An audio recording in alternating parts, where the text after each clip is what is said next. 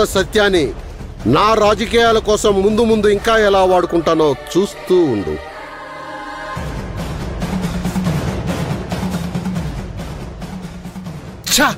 అన్నా ఏమైందన్నా, ఎందుకు అలా ఉన్నారు? ఇప్పుడే సత్య ఆ సిఐ విక్రమ్ గారికి వార్నింగ్ ఇచ్చిన లెవెల్లో మాట్లాడాను. అసలు ఏమైందన్నా? వాడు నీ భార్య మంజుకి బాగానే ట్రైనింగ్ ఇస్తున్నాడు. నన్ను అరెస్ట్ చేయడానికి వాడి లెవెల్ అవసరం లేదంట. నీ భార్య ఏఎస్ఐ మంజుతోనే అరెస్ట్ చేయిస్తాడంట. అన్నా ఆ సిఐ గారిని వదలకూడదన్నా, ఏదో ఒకటి చెయ్యాలి. చేద్దాం సత్య, టైం రావాలిగా. ఆరిపోయే దీపానికి వెలుగు ఎక్కువ అంటారు. టైం వచ్చినప్పుడు ఆ దీపాన్ని ఎలా ఆర్పాలో అలాగే ఆర్పుతాను.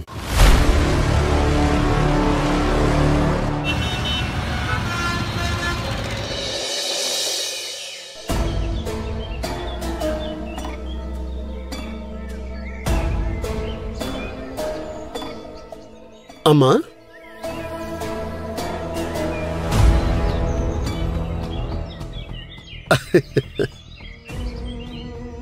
ఎవరండి మీరు?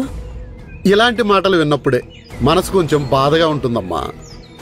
ఈ రాష్ట్రానికి మంత్రినై ఉండి నా నియోజకవర్గం ప్రజలకే నేనెవరో తెలియకపోతే ఎలా ఉంటుంది చెప్పు?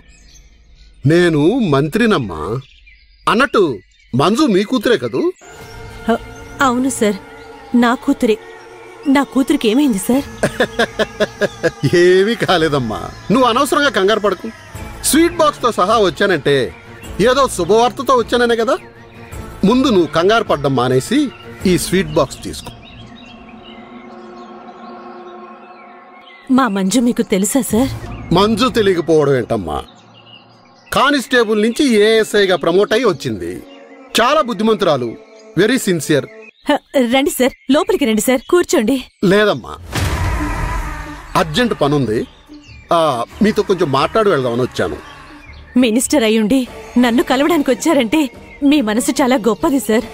అలాంటి గొప్ప మనసుని గాయపరిచిందమ్మా మీ కూతురు. గుండెకు గాయమైందనుకో హార్ట్ ఆపరేషన్ చేయించుకోవచ్చు. అదే మెదడుకు గాయమైతే మెదడు మొద్దుబారిపోతుంది. నన్నే ఛాలెంజ్ చేసే అంత ఎత్తుకు ఎదిగిన నీ కూతుర్ని చంపాలంటే ఎందుకో మనసు రావడం లేదమ్మా.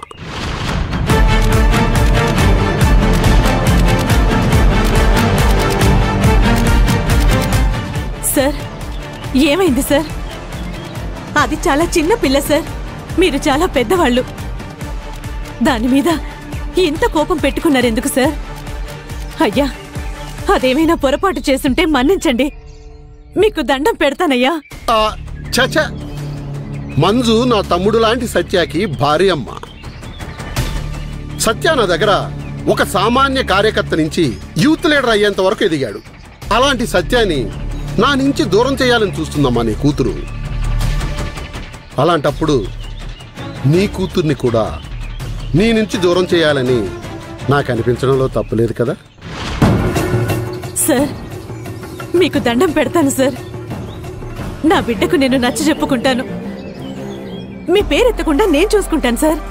చెయ్యి అన్నపూర్ణమ్మా, చెయ్యి. నువ్వు చేస్తావన్న నమ్మకంతోనే నీ పేరు అడ్రస్సు అన్నీ కనుక్కుని నిన్ను కలవడానికి వచ్చాను. నా రాజకీయ జీవితంలో చాలా మందిని చంపాను, కానీ ఒక ఆడపిల్లని చంపాల్సి వస్తే మాత్రం మొట్టమొదటిది నీ కూతురే అవుతుంది.